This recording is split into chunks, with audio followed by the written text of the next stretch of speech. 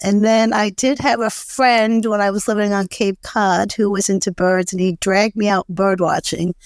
And then one day I just fell in love. I just said, you know what, I can do this. And because sometimes it seems too challenging, but it really isn't. There's a lot of resources out there, and I always say one bird at a time.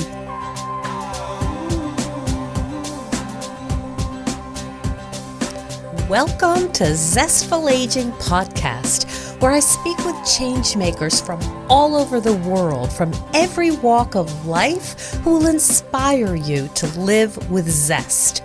I'm your host, Nicole Christina, and my mission is to bring you optimism about aging and help you make full use of the new opportunities that only come at this stage of life. And to find out more about this podcast, hop on over to zestfulaging.com. Well, I was thinking about who would be a great guest for Earth Day. I wanted to talk with someone who's committed to nature, has a zestful attitude towards life, and has shown resilience in her life despite dealing with painful losses. If she was an adventurous traveler, that would even be better. Then I realized I knew just the woman. Irene Mazaki is retired from the Department of Conservation and organizes annual bird counts in the northern part of New York. She's also won an award for protecting the precious dunes on Lake Ontario. She travels with a pack of her women friends frequently, and she's known as a passionate and energetic force. Welcome to the show, Irene. Thank you very much. So let's talk about birding first, because a lot of people in our age range seem to discover birding, and it's I think I shared with you, one of my friends, Mary, said, the Merlin app is like the TikTok for the over 50s. And I know you are really into it. I guess what I'd like to do is start with, when did you discover you loved birds? I have to say that originally my early life, I was really into plants. And then I did have a friend when I was living on Cape Cod who was into birds, and he dragged me out bird watching. And then one day I just fell in love. And one day I just said, you know what, I can do this. And because sometimes it seems too challenging, but it really isn't. There's a lot of resources out there, and I always say one bird at a time. So. What do you remember the bird you were watching in Cape Cod when you fell in love? Actually, I think it was the eider duck. It was it was on the water, and it was really beautiful. Mm-hmm. And so did you slowly teach yourself about birding, or what was the evolution of your expertise? I did. And then actually when I landed my job with the New York State DEC, a lot of my work pertained about protecting some of our bird species. I actually managed bird species to increase, but I also managed to decrease some of the bird numbers. But that is when I really got involved in a lot of birding. So that was back in the 1990s. Mm-hmm. And so describe to me how this goes. My understanding is you go out in groups and you try to get a good count of a particular species. What's that like? Well, actually, depending on the time of year and where you're at, obviously springtime is a wonderful time to be out birding, especially up here in the North Country. Spring migration, all your warblers are coming back and they're singing from the treetops. And it's quite the challenge, but fun, because you're hearing them, but you can't find them. So it's great to be out there before the leaves come back on the trees, so you can actually spot them. But I've been learning songs also. I mean, I'm not an expert, but I'm okay, I guess. And I learn a song every year, a new bird every year if I can, and just go out listening for them. So it's basically where you are. Everywhere I go, I'm always looking and listening for bird species. So, and sometimes I'll take groups out with me. Or if I go on a trip somewhere, I'm always making the group stop to look and listen.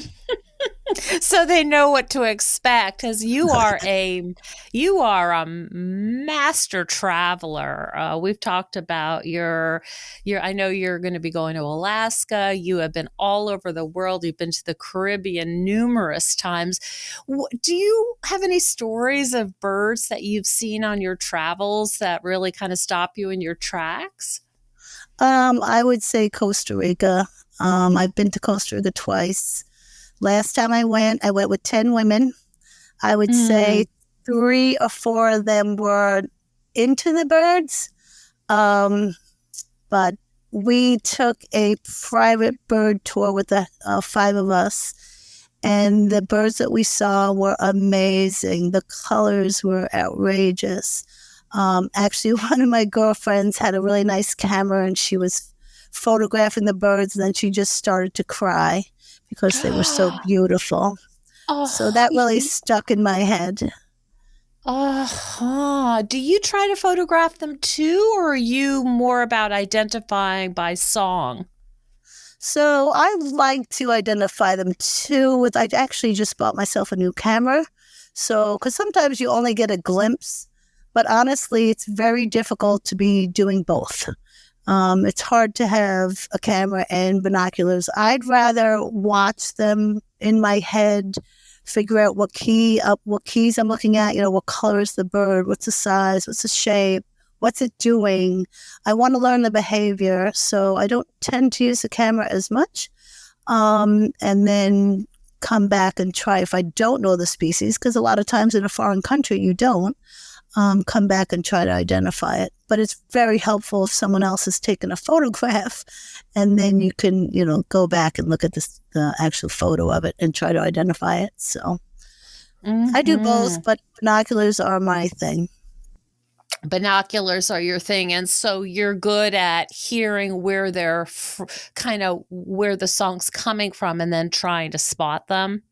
Correct. Movement, just Hmm. movement. A lot of The times you see movement. the What are the movement of birds in the North Country that you're particularly fond of? that's a tough one. Because I've worked with several different species that are endangered. The black tern is dear to my heart. I worked on that bird since 1991, trying to recreate some of the wetland habitat that it nests in. And more recently, the piping plover is a bird that's Oh, recently come back to the eastern shore, Lake Ontario, after being gone for over 30 years. So also trying to create habitat and protection of a species like this one is very important. But then when I'm out there and I live on 15 acres of land and go out in my backyard in the spring and I can just hear all the warblers singing and the colors, that's one of my favorite times of the year. sounds like it's really moving emotionally. I wonder what it's like for you to see a bird that you knew had been on the endangered list that you worked on restoring habitat for. I'm just trying to imagine what that must be like. Oh, it's great, but it doesn't. I mean, it takes a team, I'll say. I've always had great staff to work with, and the protection itself and it's education, teaching people, keep your dogs on a leash, stay away from the nest, because the pipe and pullover net make these very small nests on the dunes, on the sand, and you wouldn't even know it's there. So just teaching the people, and most people are wonderful once they learn what you're doing or what's going on out there. So Hmm. that's a great feeling when you get little Mm. kids sometimes that get so excited to see something. Ah, so it sounds like education is a big piece of this, and you're teaching people about the importance of birds and the importance of protection. Absolutely. So I actually, starting in the COVID time, I started a bird ID on Facebook. I've created a couple groups. Anyone can join if they wanted to. They're private. I create a private group and I will post a photo of a bird, and they have 3 days to answer what that bird is. And you can use any resource you want. So it's basically learning to ID, how to use the resources. It's It's the only thing I ask is that you don't ask another person to ID it for you. Oh, right. So, so I've had kid Right. groups, I've had children groups, I've had this past. I'm just ending the session that I'm doing. I have a beginner group and an advanced group, and I usually do 10 species and then usually a bonus bird. I either do a bonus bird or I may ask a question like, whose nest is this? Or whose song is this? And people get a real kick out of it, and it kind of breaks up the wintertime. Long winters up here. It's interesting. It sounds like your work with the DEC it's in your blood. I mean, you're still educating, you're still protecting. Oh, yes. I'm still volunteering. I'm actually giving a talk next week but on Tug Hill, the birds of Tug Hill. I'm doing that with Linda Gibbs from Tug Hill tomorrow. And I'm hoping to do a Dune Fest for the schools that will be this coming spring. What is that, a Dune Fest? So the Dune Fest is basically we invite the local schools to set up stations along eastern Lake Ontario, typically South Wilkes Beach State Park, 7th, 8th graders, and we do stations. So I'll have a station on fish. I do a station on birds. We do a station on dune ecology. I have the Coast Guard out there. Last year, my husband came and did knot tying. So typically we have about 5 or 6 or 7 stations that they come to for 20 minutes and then they rotate. So it's basically to teach them why our local habitat is important, especially the dune system. How are things going on the dunes in Lake Ontario? What's the status these days? Actually, I have to say it's not too bad. State parks have done quite a bit of work trying to retain the dunes at their state parks. It really sometimes is out of our hands because of the lake levels. So depending on how high the lake gets, that's usually where we see some of the damage. We had that high water in 2017 and 19 that did some damage, but it also did some beneficial stuff in the inland wetlands, which kind of did like a flushing effect, I'll call it. So I mentioned the black tern earlier. One of the reasons this bird is declining is the loss of habitat. And some of that has to do with the stagnant lake levels.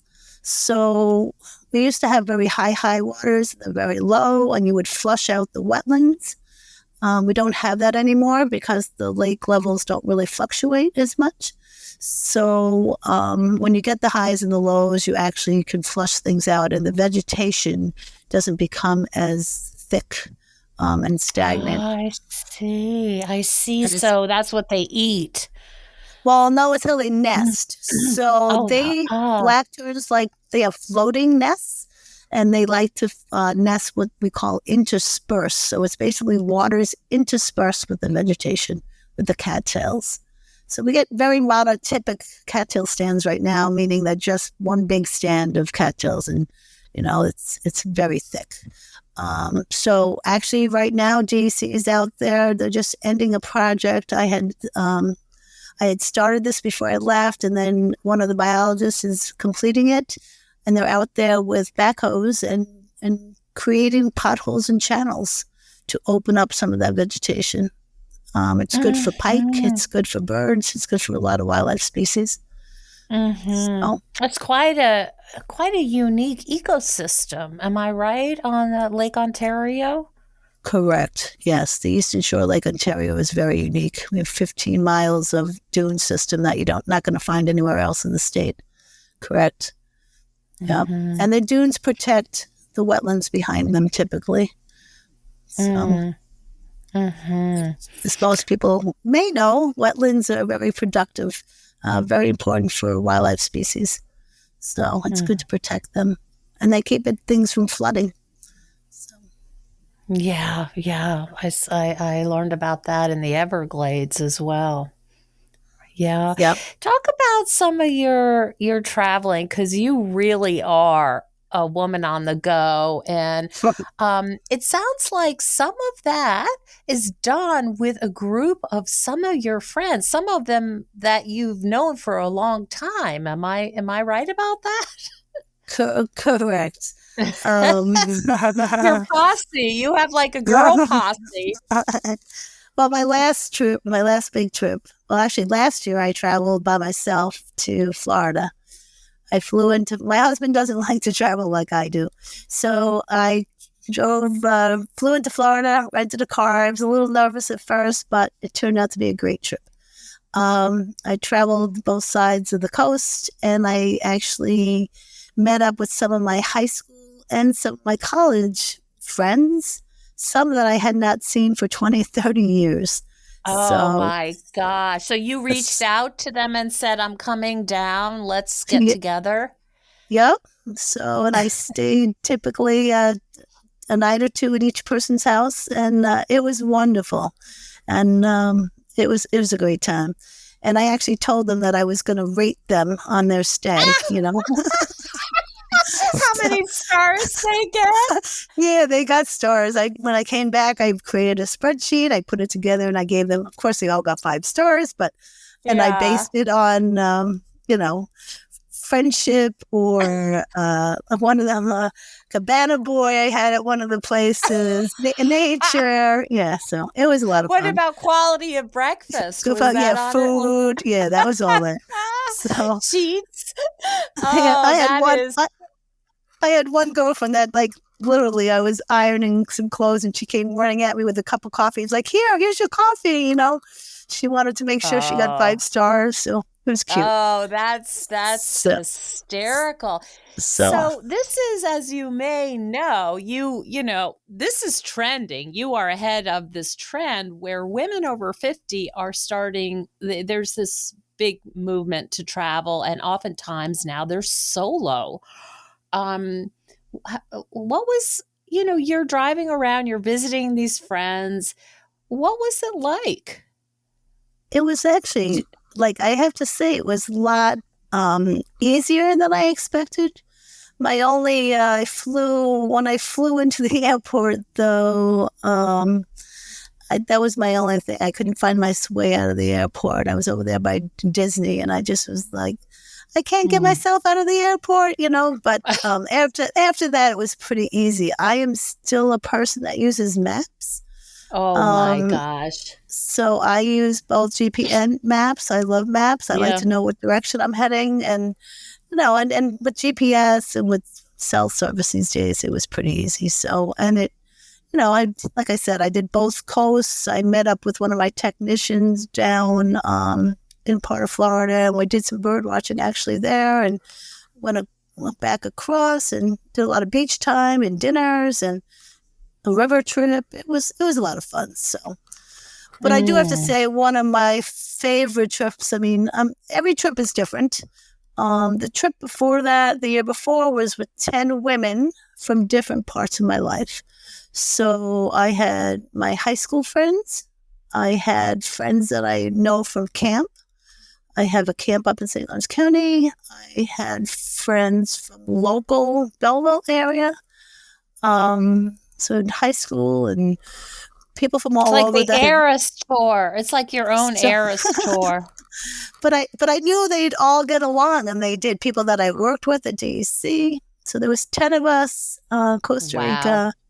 And we rented a place that was all inclusive on the coast, so we had our beach time and our snorkeling, zip lining. And then we went, and I knew we had to go inland to go to the rainforest. And we did hot springs and hiking. And that's where we saw some of the crazy birds, scarlet macaws, and toucans. And we ended up renting a guide, and he was phenomenal. The bus driver and the guide was phenomenal. And they took us to some real authentic places, like, to eat. So it was a wonderful trip. Everybody got along great, and you got to do so Hi, Zesties. Hey, if you're enjoying this episode, I would so appreciate if you would share with just one person, like a family member or a friend who would enjoy and benefit from Zestful Aging Podcast. Thank you so much. What gave you the idea to do your own Eras tour? Did you just say, "Hey, I want to collect these people from different stages of my life. What's that going to be like?" I mean, how does this idea, come to you? Well, I've been going to the Caribbean a lot every winter. I need to get away from the North Country. I no longer play as much in the snow, and I need to get away. I need sunshine. So every winter I typically plan some kind of trip, whether it's Jamaica, the Dominican, I've been to Bahamas, Aruba. And so I wanted to do Costa Rica, but when I had gone to Costa Rica once before, actually, with the Belleville Henderson School. They did a trip. And I went with them. There was a group of us that went with them, and I just fell in love. But when I put a trip out there, typically I have a core group of friends that I know travel well together. And then sometimes when it's mentioned, somebody else will say, well, I want to go and I want to go. And if I know they fit, I'll say, okay, let's join you to the group. We connected. Are you kind of the organizer and you kind of? I am. Yeah, which can be tricky sometimes, but I do have to say that trip went very well. Because it could have been crazy, but we do things. That's a lot of women, yeah. But if we, like with the all inclusive, the good part about that is, you're not like, what are we going to make for dinner? You say, where are we going for dinner? So you don't always have to do the same thing. That's really smart. Yeah, for women who would love to do something like that, who would love to organize a tour with their posse, do you have any guidelines? Or, I'm also thinking of my own trip coming up with my 3 tennis friends. Is there any advice you have for traveling with your women friends? Well, when I travel, one of my first things I always say to people is, the day you're traveling, write it off. Okay, you never know what's going to happen. There could be something going on with the plane or connection, or, you can't get panicky and you can't get upset. It will all work out in the end, typically, and just, write that day off. The unexpected. Right. If we get there on time, we get there on time. Okay. But then, we try to fly out very early, like usually a 6:00 flight. So you'll get to wherever you're going by 1 or 2 in the afternoon. So you have part of the day, but still, don't get upset, because there's nothing worse than having to deal with upset women. So, we did have a little glitch on our way back from Costa Rica that trip, because we got to the airport and they said we didn't have that wasn't the airport we were supposed to leave from, but that was their mistake, not ours. Anyway, yeah, it turned out a little crazy, but it worked out. So I always say that, and know what you're getting yourself into, and hopefully the people you're going with, have a good attitude. Everybody, you have to be flexible. You have to be a little flexible. Everybody's different. And just enjoy while you're there. There's so much to see and do typically wherever you go. I love the Caribbean, and I like to be by the water. I love to swim, but I am not a person just to sit at the beach all day. So I want to go snorkeling. I want to go do something. If I'm swimming or snorkeling, that's usually what I'm doing. So the idea is that let people kind of do their own thing, that you don't have to all be doing the same thing together. Is that the message? Correct. Have you ever had to kind of resolve differences with your friends, or sort of have a powwow to smooth things over? Maybe a little bit. Maybe a little bit. When we were coming back from Costa Rica too, the other thing is, you were not allowed to leave the country unless you tested negative for COVID. So we all had to be tested when we were leaving within like 24 hours. And I know some people were a little uptight about that because if they tested positive, they would have to stay in the country. But it all worked out. But I just kept saying, it will work out. It will work out. You know, if I have to stay a few extra days, I stay a few extra days. But sounds like flexibility is a really important quality that you really can't control everything. No, you can't. And that's traveling, right? As you know, when you travel, you can't control everything. So just go with the flow and make smart decisions. So obviously, never put yourself in jeopardy. Some places I travel to, I'm not going to walk the streets by myself. That's one thing you want to be aware of, especially, honestly, as a woman. But it's usually you just, make smart choices. One of the things that I was looking at, there was an article in the paper talking about this whole dynamic of traveling with friends and saying one thing that can get a little dicey is people have different ideas about money. And so that it's a good idea to have an app, like if you all go out and let's say you say I'll cover the bill, that you have like Venmo or something. So women can, if you're going to split the bill, they can just pay you right there. And there's not like, oh, so-and-so owes me $30 and, there's no resentment that build up. Right. And that's again, the all-inclusive. That's why that's wonderful because, once in a while you will eat off-site. So, you come across that. I travel with a good friend, Nancy, that, we just give and take all the time. Oh, I'll cover it next time. There's never any issue. But, if you're in a larger group, that can get a little sticky. But the all-inclusive saves you from any of that, I feel, especially if people like to have a couple of cocktails. That can get expensive. It does. That's a great point. Yeah. So when it's all-inclusive, it's all included, and, you do what drink what you want. You do you. Yeah. So I do. You usually you share rooms, Irene, or do you recommend getting your own room? Oh, no, we always share rooms. There's usually 2 in a group, sometimes 3, depending on, because typically you're not in the room for that long. The only time you're in the room is to sleep and typically to get dressed to go out to dinner or something like that. So I've never had an issue with that. We've, sharing a room has never been a problem. So if I'm on pretty much get up, go, take a quick shower, wake me up 10 minutes before I got to be anywhere. You're not doing your hair for an hour?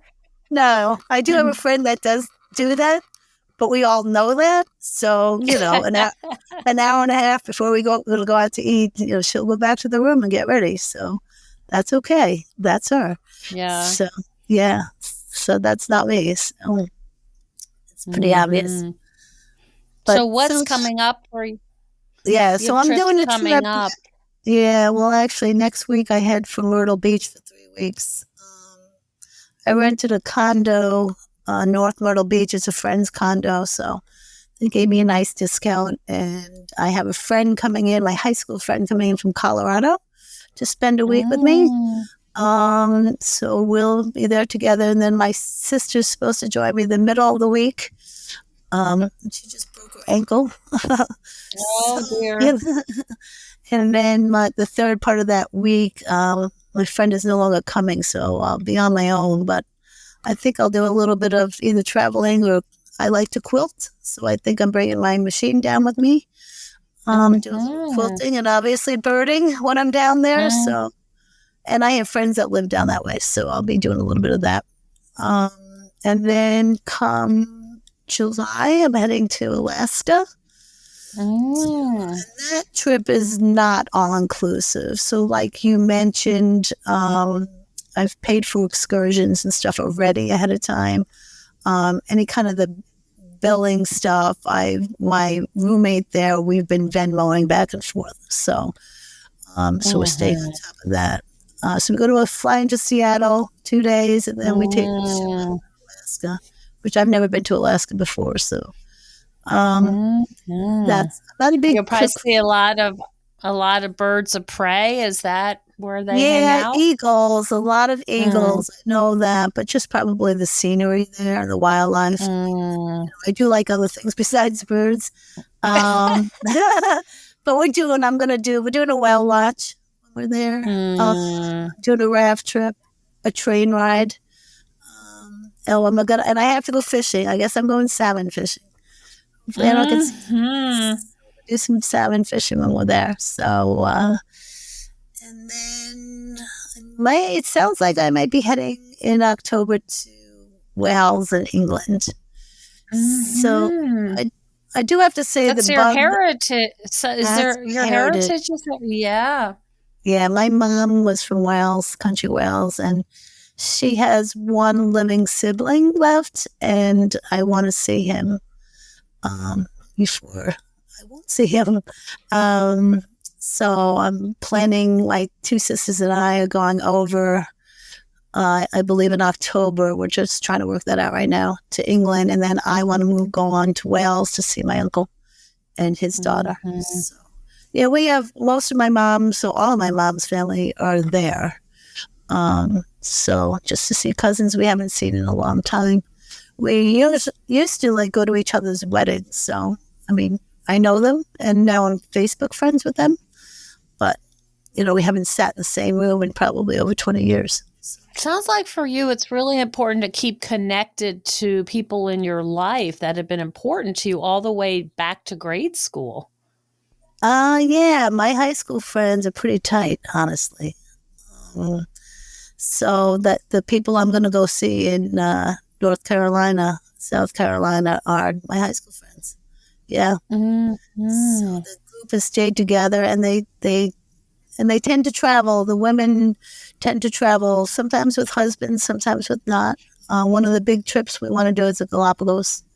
Oh That's in the boy, future. So I'm trying to gain that's a information bucket list. on that. That is Mm. one that some of us want to do. So yeah, and that one will be one that you're gonna have to choose the right people, Mhm. because they really have to want to see the wildlife and the species that are there.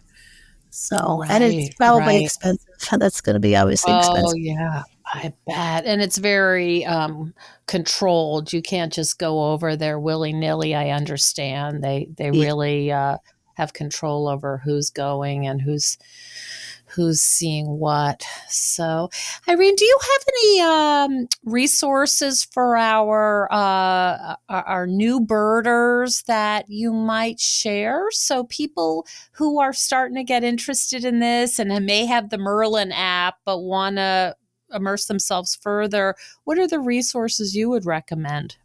So I always, obviously, always have a book. you know, Buy yourself a little book. It's Peterson's Guide, Audubon Sibley's. There's lots out there, local to your area or wherever you're going. And again, it's overwhelming, but think of it as one bird at a time. People know more than they think they know, I'll say. But some of them, Merlin is definitely, that's an app put out by Cornell. That helps with the ID and the song. Um, right now, and people are really connecting to that. Like you said, you could be sitting there having a cup of coffee and turn on your Merlin app, and it's Mm. seeing the birds that are singing around you. And it's pretty exciting. I've actually turned on a couple couples these recent years that are so excited about that. And it's fun to watch. It's Um, really a blast. I have to say, like, it's really changed my trail walking with the dogs. Like, I'll put that, and they're ones like I love birds, but I don't know a lot of names. And they're like, I've never even heard of this bird. It's so no, exciting. yeah, it really is. It's pretty neat. And Merlin it didn't used to be as accurate, but I would say right now it's pretty accurate. I'd say 90% accurate is my guess. Also, there's also another app called Audubon. I Mm. use that a lot. That will help you identify species too. It can play the song. Like if you go to a species and then you can play the song and listen to it. But it's not going to identify the song for you. But it's a really good Okay. app. to learn birds also. There's a website that I've always used when I was training staff called Dendroica. And if you go to Dendroica, you can click on bird species, and it's going to show you different photos, males, females, immatures, and then they also have songs and calls that you can play. And you can literally set up your own test if you want. You can pick 10 species and set up a test, and it will test you on your species. So Wow. they're pretty much all over, both Canada and the U.S. There's a lot of species on there. You can just type in the bird species, and then it's going to show you photos, and you can play the song. So Dendroica is really a good learning tool, I'll say. I always used to use birding by ear when people used. Don't know if you can get that just audio now. I'm a little old-fashioned. So I have the CDs, birding by ear, and then there's more birding by ear. So basically, it's a good training tool. When I'm driving, I used to play that all the time. So play different species, tell you what they are, and then it's going to play things that sound like that species. So, what you might confuse it with, which is a really good thing. Wow. It's like a trick question. Yeah, well, it's a good way of learning, because a lot of times what I always say to people, what are you going to confuse that with? Even the ID, a pine warbler, a prairie warbler, what are the differences? Because you're going to see a yellow bird. Okay, you need to look at some of the key features. Are there wing bars, no wing bars? What color are the feet? So that's what you learn as you get a little bit more advanced, I'll say, or you get into it. What are you looking for? Because typically you have seconds to look at a bird and pick up the key traits. So birding by ear and more birding by ear is definitely one of my favorites too. I actually used to play that when driving my son and his friends around. And the kids would say, "Please, Miss Irene, please, no." And then I did one birds. that one time. I ran into one of his. Yeah, I ran into one of his friends. I think it was a bachelor party, and she said, "I loved it when you played the bird songs." So you never, So, so those are some keys. Obviously Cornell Lab of Ornithology is a great place to go to. Great. If you just type in a bird, it's going to come up. Audubon New York they were one of my great partners in creating some of the habitat work that I did. So Audubon. And I do want to put a plug in here for the Breeding Bird Atlas. Okay. So New York State does a Breeding Bird Atlas every 20 years. So there was one in 1980, one in 2020, and the last one were in the last 2000, and now 2020. The 2021 is ending this year. So what they do is for 5 years, the state itself is broken up into these little blocks. They call breeding bird blocks. And what you want to do is document breeding bird species. So, for instance, where I live is considered Ellisburg CE, Central East. And if I confirm a robin nest in my backyard, I document that, and then I'm done with robins in this block. It's not how many, it's just a fact that they're there. So the state is broken up. I don't know how many blocks there are, but there are a lot. And anyone can do this. There's if you go on the website, DEC website, or just type in New York Breeding Bird Atlas.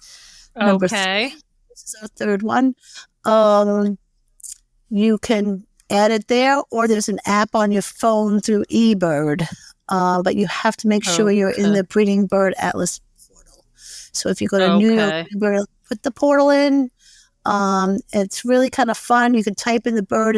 You can type in what type of behavior. It will track where you are. There's actually, if you're driving or you're walking, it's gonna track your distance and your time. The thing is, you don't want to walk out of a block into a new block and keep recording. Right. You want to confuse the statistics, right? Right. You want to stop and then restart. And actually now it kind of tells you, you're nearing a blockage, you're nearing a blockage. So Oh, um, wow. people want to get involved, just Google that Breeding Bird Atlas, New York Breeding Bird Atlas. Other states are doing it too. It is not Okay. going to happen again for 20 years. So Wow. we're Wow. That's really, great to know. yeah, we're really hurting for birders up here in the North Country, Jefferson County, St. Lawrence County. We need those birders out there to be documenting any kind of breeding bird, whether it's a nest, carrying food, feeding young, or just behavior itself. That would be really beneficial to the state, I guess, and the birds. Okay. So New York Breeding Bird Atlas.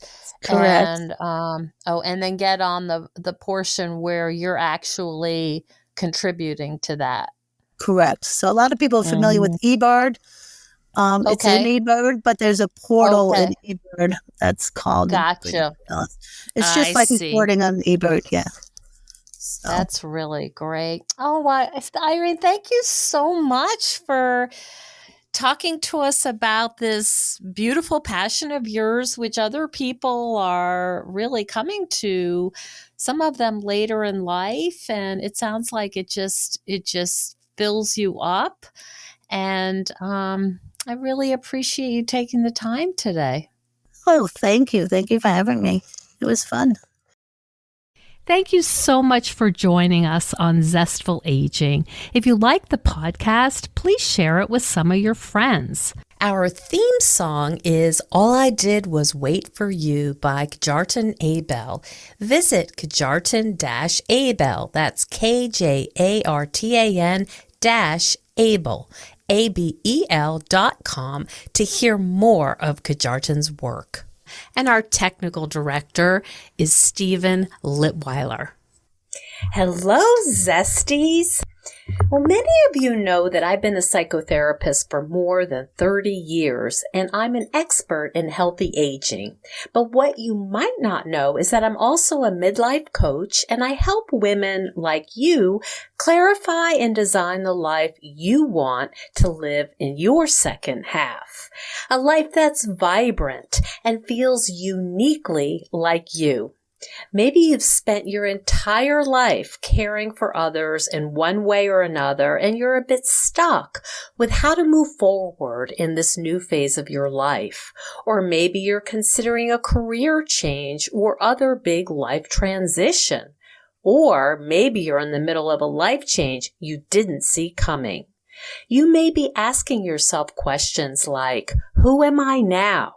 And how do I build a new kind of life for myself? Or how do I make the most of the time I have left? This stage in our lives is the perfect time to pause, recalibrate, and reassess where our life is heading and ask ourselves what deserves our precious time. Now is the time to focus on what brings you joy and a sense of deep, calm contentment. I love helping women discover who they are in addition to being caregivers.